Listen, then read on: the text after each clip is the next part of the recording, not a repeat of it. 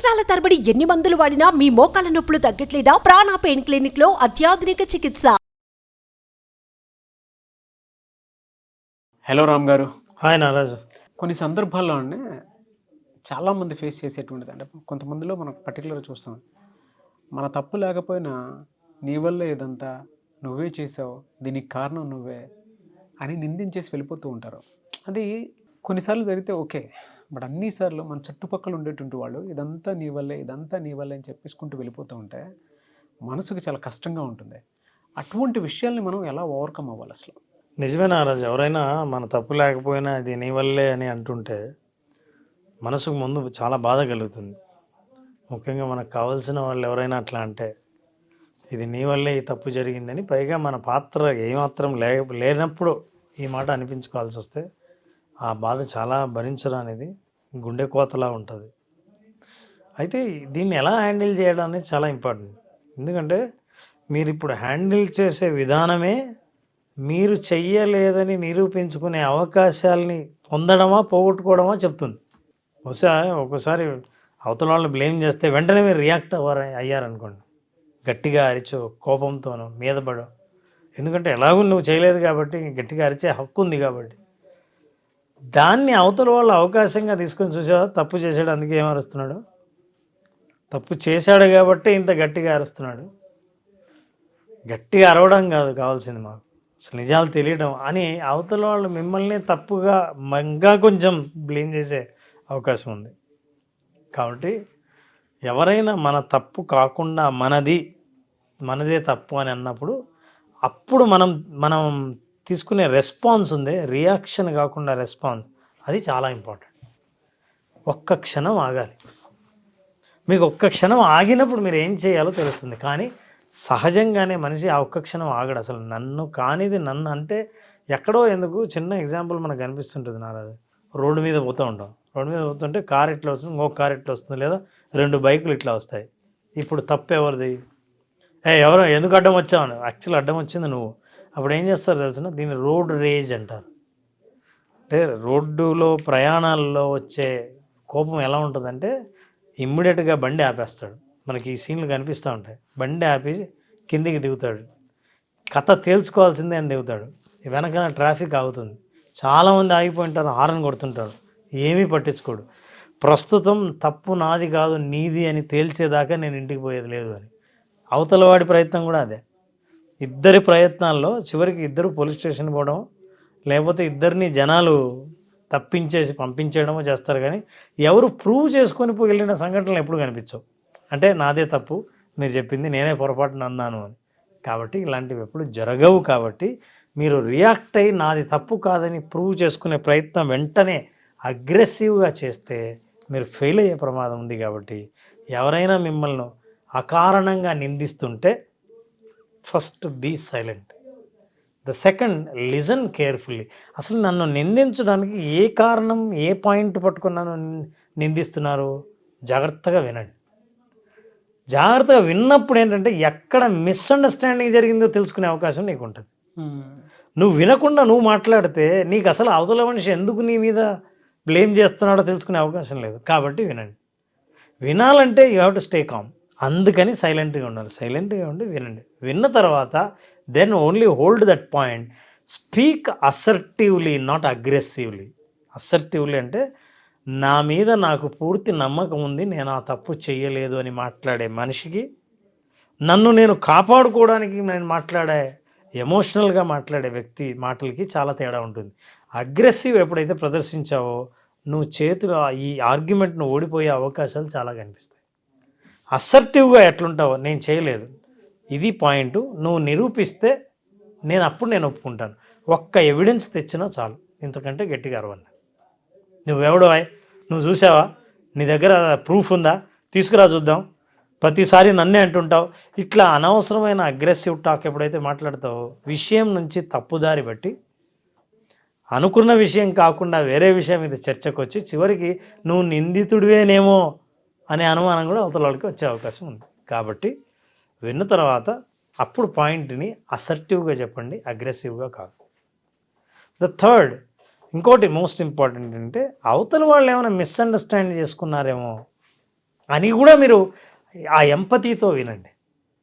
విన్నప్పుడు అరే నువ్వు పొరపాటు పడ్డావు, అది నేను కాదు ఇంకెవరో, ఈ మాట నేను కాదు అని చెప్పడానికి మీకు అవకాశం ఎప్పుడు వస్తుందంటే బహుశా అవతల వాళ్ళ అర్థం సరిగ్గా చేసుకోలేదేమో అని ఆ ఎంపతితో మీరు విన్నా కూడా మీకు అవకాశం దొరుకుతుంది ప్రూవ్ చేయడం కోసం మీరు కాదని. ఇక తర్వాత ఒకవేళ ఇంత జరిగినా మీ తప్పు కాకపోయినా అన్నీ చేసినా మీరు అనిపించుకోవాల్సి వచ్చింది అనుకుందాం. దీని నుంచి మీరు నేర్చుకున్న పాఠం ఏంటి? ఈ పాఠం ఏంటి? అమ్మ ఇట్లాంటి వాళ్ళని మాత్రం మనం కన్విన్స్ చేయలేం. అనవసరంగా వీడికి చెప్పే ప్రయత్నం మాత్రం చేయకూడదు.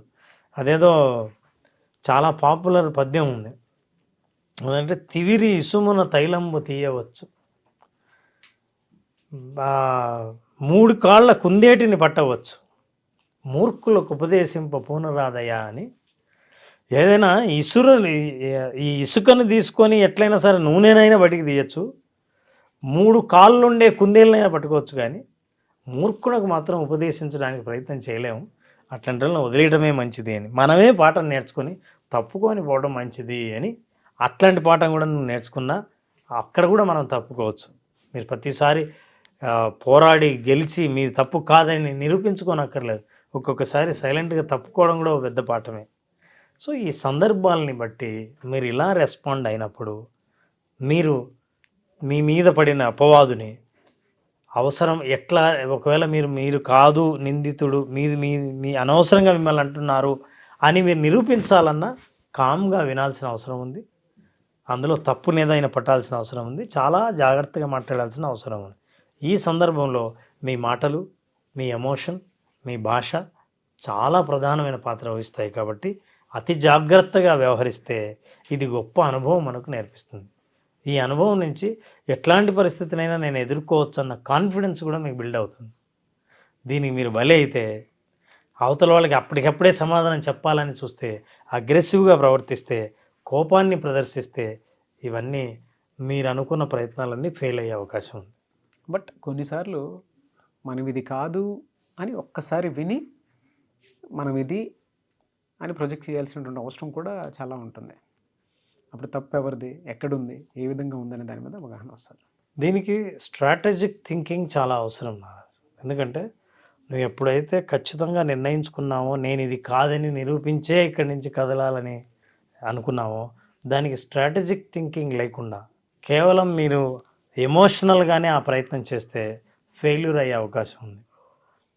కాబట్టి స్ట్రాటజిక్ థింకింగ్కి నేను చెప్పిన ఇందాక మీరు ఎంత జాగ్రత్తగా వినాలి, ఎలా మాట్లాడాలి, కామ్గా ఎలా ఉండాలి, అగ్రెసివ్గా ఎలా ఉండకూడదు, ఇవన్నీ మనం దృష్టిలో పెట్టుకుంటే నిజంగా మనం అందులో లేనప్పుడు ఇందులో ఇంకొక కోణం కూడా ఉంది.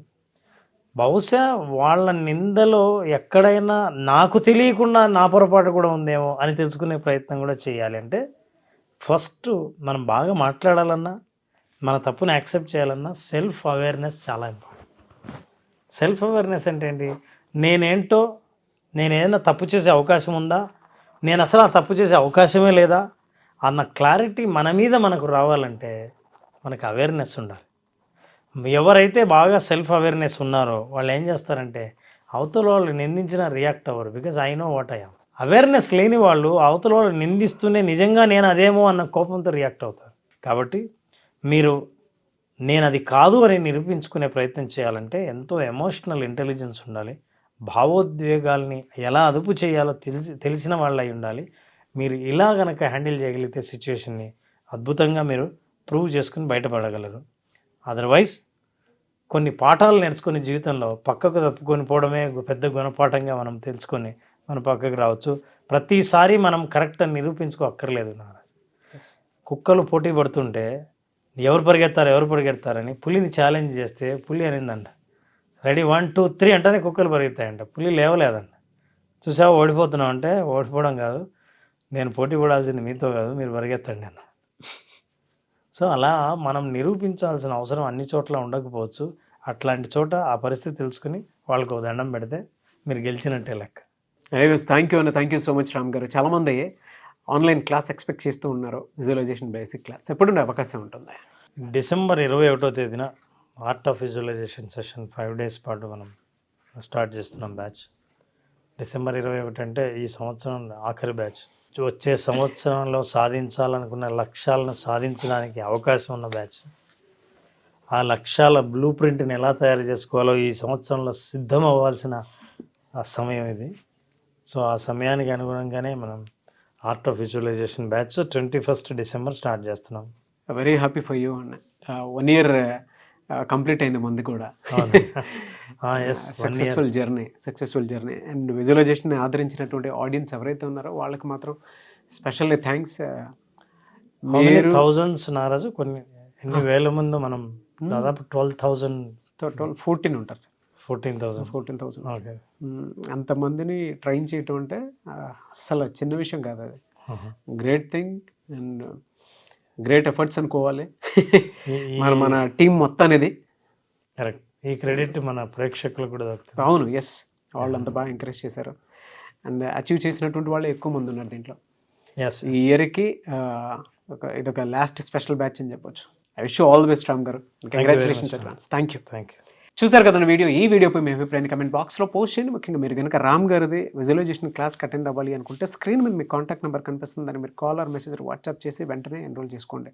సో డిసెంబర్ 21 నుంచి క్లాసెస్ స్టార్ట్ అవుతాయి. ఈ ఇయర్కి ఇవే విజువలైజేషన్ లాస్ట్ క్లాసెస్ కాబట్టి ఆసక్తి కలిగిన వారు ఎవరైనా సరే స్క్రీన్ మీద కనిపిస్తున్న నెంబర్ సంప్రదించండి. ఒకవేళ మీ కాంటాక్ట్ నెంబర్ కనెక్ట్ అవ్వట్లేదు, మిస్టర్ నాగ్ అఫీషియల్ 1 అన్న ఇన్స్టాగ్రామ్ ఐడి ఉంది. దానికి మీరు పర్సనల్ మెసేజ్ పెడితే కూడా నేను రామ్ గారి టీమ్కి ఫార్వర్డ్ చేస్తాను. ఆ విధంగా సరే మీరు అప్రోచ్ అవ్వచ్చు.